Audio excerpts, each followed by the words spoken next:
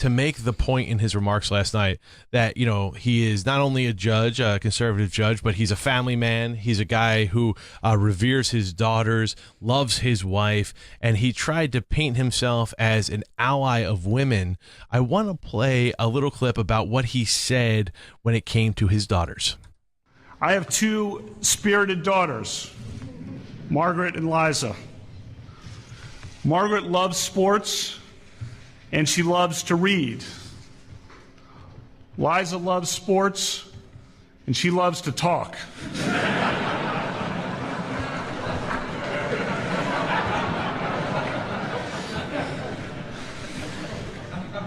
I have tried to create bonds with my daughters like my dad created with me.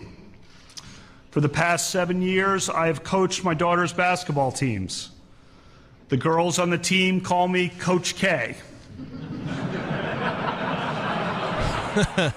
There's Judge Kavanaugh, of course, making a reference to the basketball coach at Duke University, who will go unnamed on this program as a proud Maryland alum, of course, and a Carolina guy, right? And a Carolina guy. So we will, you know, he who shall not be named. But the bigger point here, Colin, of course, you know, aside the humor, was he's trying to cast himself as an ally to women. And that's something I think Democrats are going to seize on, particularly when it comes to Roe v. Wade.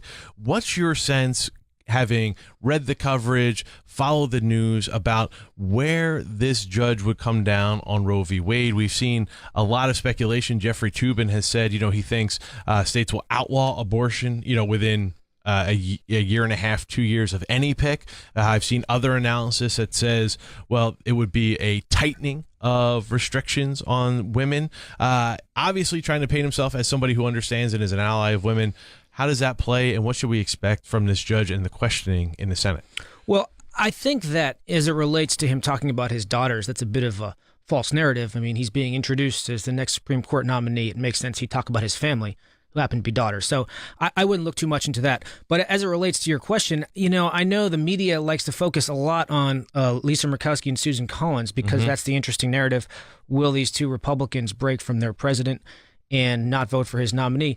And sure, it's an interesting narrative, but if you look back at their voting history, they voted for Neil Gorsuch. They voted for the overwhelming amount of picks that have come from Republican presidents. Yeah, I've seen some numbers on Susan Collins of the hundreds of Republican appointed judges.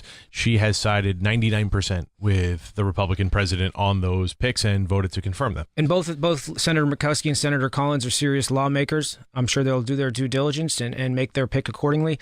As it relates to the issue of abortion, Judge Kavanaugh had an interesting exchange with Chuck Schumer back in 2006, where he was asked these very same questions and gave answers that were pretty airtight in terms of declaring Roe versus Wade settled law. Well, I think that's an interesting point to bring up, Colin, because when he was answering those questions from Chuck Schumer, he was a nominee for the D.C. Circuit Judge Court of Appeals.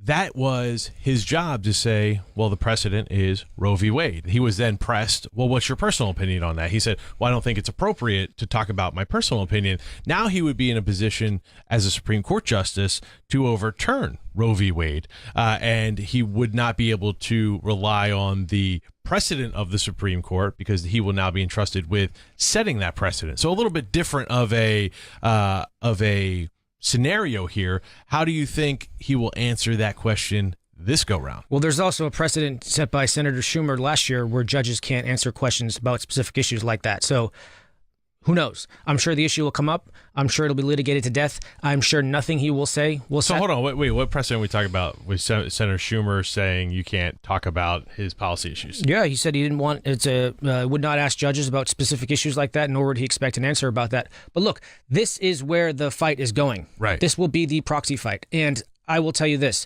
no answer that Judge Kavanaugh gives will satisfy the Democratic Party and its leadership, who have in masse, predictably, reflexively, have already announced their opposition to his nomination within seconds. I mean, there were some senators. Bob Casey bizarrely put out a statement before the judge was even nominated yesterday opposing him. So that shows you where they are in terms of their ability to judge a nominee on his or her merits.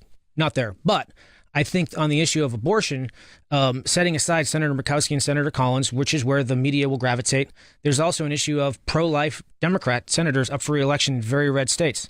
Do you think Senator Joe Donnelly in a state that President Trump won by 20 points, or Joe Manchin in a state where President Trump won by 42 points, both of whom to some varying degree refer to themselves as pro-life, are going to want to have an extended discussion about this because it cuts back for them politically in their state, where they have already long odds in an extremely challenging political environment. Yeah, and certainly we saw Joe Manchin, the senator from West Virginia, try to make this a conversation around healthcare, making the case that many of his constituents are on Obamacare.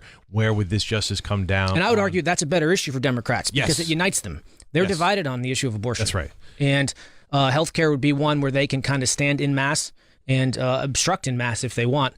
But doing so on the issue of abortion is one that divides them amongst each other. Whereas on the other side, the Republican Party, when it comes to judges, the Republican Party has many divides, don't get me wrong. But when it comes to judges, they're pretty unified. And whatever else you may think of President Trump and his performance in office so far, if you're a conservative, you have to like what he's done on the judicial issues.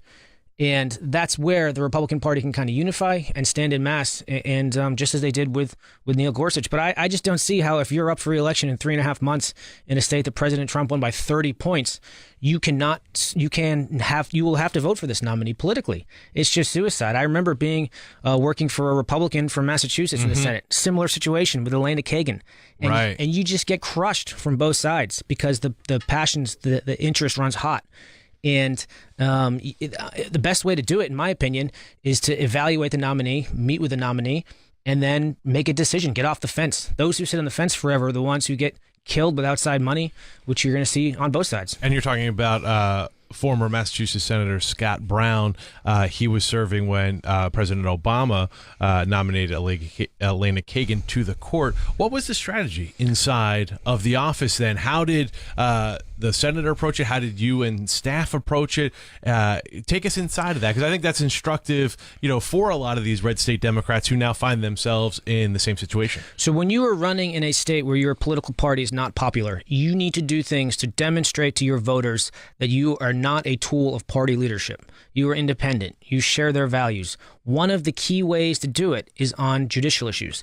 They are lifetime appointments. The stakes are high, and they're there forever. And a lot of people's lives were impacted. So with Scott Brown in the campaign, a way to win over independent, moderate, even liberal voters was to say, hey, I wasn't there, but if I were, I would have voted for Judge Sonia Sotomayor. She's qualified. I don't agree with her picks, but the president is entitled to, elections have consequences. President Obama is entitled to put forward his pick. I would have voted for her. And that's a way to win people over, so that when the ads come down and they say this guy is just a lockstep Republican, you can say, no way. I would have voted for a liberal Democratic judge who I don't agree with. And by the way, that's the way it used to be on both sides. Right. Ruth Bader Ginsburg and Antonin Scalia, neither of whom I think would be ever described as milquetoast moderates, got 96 and 98 votes respectively, not that long ago. So it didn't always used to be this way. I think it started drifting. And both of the Clinton appointees during the 90s, Breyer and Ginsburg, received overwhelming support. It just kind of went south in the early Bush years, and it's only gotten worse since then in terms of pure partisan politics. Yeah, the polarization of the country has certainly found its way into the Supreme Court battles. So Scott Brown ended up voting for Elena Kagan. No, he didn't. He said he did not. He met with Elena Kagan. They had a meeting. There was intense pressure. There was intense media pressure. There was intense. I remember the office, the switchboard was lighting up, and most people wanted him to do it. He didn't feel that she passed his test to be a qualified judge, so he voted against her, and he paid an enormous political price for it. Do you think that helped lead to his defeat? No, he lost. He lost because he was running in a blue state in a blue year, and that's the challenge that these Democrats face. So in that analysis, it doesn't matter how these Democrats vote, right? Because they're running in red states in a year that could still go well for Republicans in the Senate, and maybe it doesn't matter if they vote against the president's pick here. A key difference is, though, that this is a midterm year, and you have when you're running in a midterm, you have a little more room to maneuver because you don't have this giant anvil hanging over your head, impacting everything you do at the top of the ticket. So these senators, it depends if there's a gubernatorial race or not, they will be in the top of the ticket. They have the stage to themselves to a degree, and it's different now because President Trump, even though he's not on the ballot this year, he will dominate the discussion because he dominates news cycles like no one else. So it won't be the same. But if they are able to vote for President Trump's judge, that gives them a talking point in the trail where they say, nope, I share your values. I'm not with Chuck Schumer and Nancy Pelosi. I voted for Judge Kavanaugh. It was the right thing to do. President Trump won the election. Wouldn't have been my pick, but elections have consequences, and I'm voting for him. That's a big political chit for these folks in red states to play. And they can play it twice now, because if Donnelly, Manchin, and Heidi Heitkamp, all of who voted for Neil Gorsuch, also vote for Judge Kavanaugh, they can say, hey, I did it twice. Not my pick, not who I would have supported. However, the president is the president. I support the president and his picks on this because they were qualified. There is a downside to that, though, because each of these states, as red as they are, have liberal bases. They may be small, but they are vocal, and donors will not like that. So if you're going to a Manhattan billionaire's home to raise money for the campaign, saying you're voting for Trump's pick is going to get you booed out of the room. So that's the challenge of being in the middle. Every action has a reaction. And we're talking with Colin Reed. He's a senior vice president at Definers Public Affairs. He's worked for Scott Brown, Mitt Romney, Chris Christie, John McCain, a man who understands Republican politics. We got to take a quick break, but we're going to come back, and Colin and I are going to answer your questions. 855-486-1776, 855-486-1776. You can also hit me up on Twitter at Freights. We're taking all your questions and comments next. What is actually in that bill? Get the facts here. This is POTUS, Sirius XM Channel 124. Journey through nearly 4 decades of U2, rarities, live tracks, and a story behind the classics.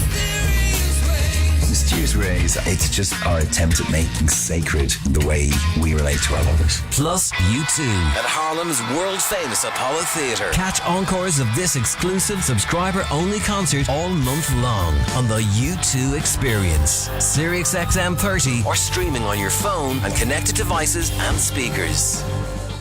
This is the year you'll finally take that relaxing vacation, because you're about to check finding the right software off your to-do list. Why put it off when Software Advice can help you find the right software for your business for free in just 10 minutes? Don't spend your precious summer hours searching through thousands of options without anyone to guide you. Let Software Advice handle it. Software Advice is the authority on software selection. They make the process easy, with a team of advisors on hand to help you figure out what type of software you need and narrow down the best options for your business. In 10 minutes or less, you could have the software solution you've been looking for, and you've got nothing to lose by reaching out. Speaking to an advisor is absolutely free. So before you put on your out-of-office message, check that software search off your list with Software Advice. Go to softwareadvice.com today to connect with an advisor for free. That's softwareadvice.com. Softwareadvice.com.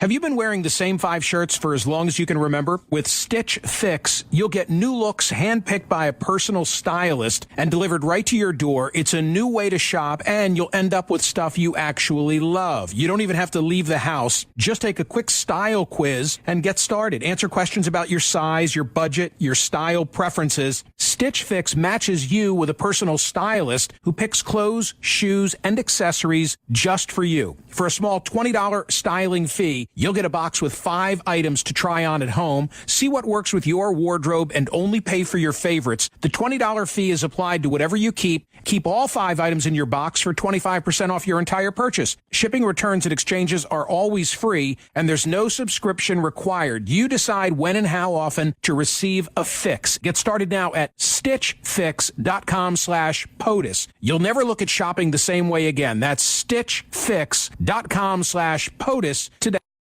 This is the Michael Smerconish Program. I'm going off the rails on a crazy train. Hey, I'm Chris Freights. I'm the host of Politics Inside Out right here on the POTUS channel every Saturday at 9 a.m. Sitting in for Michael Smerconish today. He'll be back tomorrow. Thank you guys for coming along for the ride. We're talking about President Trump's pick of Brett Kavanaugh to be the next Supreme Court justice. Big news, and I want to take your calls. 855-486-1776. Also in studio with me is Colin Reed. He's the Senior Vice President at Definers Public Affairs. He's worked for Senator Scott Brown, Mitt Romney, Chris Christie, John McCain. He is a Republican who understands Republican politics. If you got a question for Colin, he's here to answer them as well. I want to go now to Carlotta in Rhode Island. Carlotta, what's on your mind? Well, this is more for you, Chris, because you did a bit of virtue signaling there. You know, if men were angels, whatever, that's what they say. And why shouldn't the president select someone who will have his interests in the front of his mind? There are enough people who don't. So that's not a negative. I think, thank you for the call, Carlotta. Colin, I think a lot of Republicans would say, absolutely, the president should pick somebody who shares his values and shares his interests. I was speaking, and I think what Carlotta is referencing in a couple segments ago, I was talking about how the Brett Kavanaugh has written that presidents shouldn't necessarily come under investigation, be it civil or criminal. He having investigated President Clinton and helped write the Ken Starr report, essentially saying years later, I think we distracted President Clinton from the duties of office. I think you could go either way on that. I mean, certainly, liberals are going to say, well, he's judge shopping. He's looking for somebody who wants to do his bidding should his case come before the Supreme Court. But as Carlotta picked out, hey, what's wrong with that? You got the power. You should pick somebody who's on your side on this. I'm all for good conspiracy theories, Chris, but I think you got to take your tinfoil hat off on that one. Wait, what's the conspiracy theory? How is it a conspiracy theory to suggest that the question about whether the president should testify in front of a grand jury or should be investigated or charged with a crime while president, that is a huge constitutional question that would go to the Supreme Court and that would be considered by two of the justices appointed by the president who would be impacted. How's that a conspiracy theory? I just don't think that his background in that particular instance led to his selection by President Trump. Call me crazy. So you think it had nothing to do... That's certainly the president who thinks about himself above all else. I mean, if we know nothing about this president, it's that he is a one-man show. Somehow that didn't come into play at all. It was like he was not even interested in it. I think Judge Kavanaugh was nominated because of his credentials and because he met all the promises that President Trump said he would look to keep during the campaign trail when he put forward his list of potential judges. That is answered like a honest soldier Republican, and that's why we have you on the show. Thank you, Colin, for that Republican talking point. I appreciate it. On Twitter's John RX says, tweeting at Kitzman76, says, I think that both SCOTUS picks are more proof that ours have no interest in governing. They want to rule. What McConnell did to Garland was the least patriotic act I've ever seen. Sam12418 says, looked more widely than any other president? Really? The Heritage Foundation is looking widely? Any Democrats consulted? Sam, I believe he did talk to Democratic senators. Certainly he would take their input, but I don't think if the shoe were on the other foot, President Obama would be taking Republican. He would take Republican input, but wouldn't necessarily take one of his picks. That's what happens when you have elections. Colin, I want to ask you something, that you made the case about and Republicans have, which is, you can say what you want about President Trump, but when it comes to picking judges, he has been great on it. And in fact, I think you're right on this. I think he has acted like a establishment Republican. Economically, he's not when it comes to things like trade and sometimes even national security. He's not necessarily a traditional Republican, but on conservative legal theory, he's a guy who certainly has picked off the list that any Republican president would pick off of. What gives? I thought he was the anti-establishment guy. Well, he ran an unconventional campaign. He was an unconventional candidate. And as you pointed out, there are views where he separates from traditional conservative orthodoxy, especially on the issue of trade, where many Republicans don't like what he's doing. But it was a very savvy political move to unite his base after he won the primary in the spring of 2016. He knew he had an issue with the base. They were suspicious of him. They weren't quite sure where he stood. And again, back to the point we were talking about before the break, the best way to send a message to voters that you share their values is to say, I share your view on judges. So say what you will about it, but it was a savvy political move, and it worked out in uniting the base, and his support among Republicans right now is higher than any Republican president since George W. Bush after 9/11. So it's worked. I want to go quickly to Sam in Arlington, Virginia. Sam, you have a minute, man. What's up? I wanted to disagree with prior caller about what he was talking about Judge Kavanaugh and precedent, that he was comforted that Judge Kavanaugh used the words and precedent. All of the conservative judicial nominees and all nominees, period, talk about their respect for precedent and confirmation hearings. But this court has overturned a lot of significant precedents. In the Heller decision, they overturned Miller on the right to bear arms. In the Citizens United, they overturned Austin on corporate speech and campaign contributions. In the most recent term, they overturned Abood. So liberals can't take any comfort, who like certain precedents like Roe, can't take any comfort in the fact that Judge Kavanaugh uses the words and precedent in the shadow boxing that occurs at these confirmation hearings. It is inconceivable that Judge Kavanaugh would write an opinion, like whether you like the opinion or not, that Justice Kennedy wrote in Casey, which upheld Roe as settled precedent and not necessarily correct when decided. All right. Thank you, Sam. I appreciate the call. Sam saying liberals should not take any comfort in that. Colin, we have just 30 seconds left. Does the judge get through the Senate? Yes. All right, there you have it. Colin Reed, he is the senior vice president at Definers Public Affairs. He's worked for Scott Brown, Mitt Romney, Chris Christie, John McCain, and other luminaries in the Republican Party. I'm Chris Freites. I'm sitting in for Michael Smerconish today. Thank you guys for listening.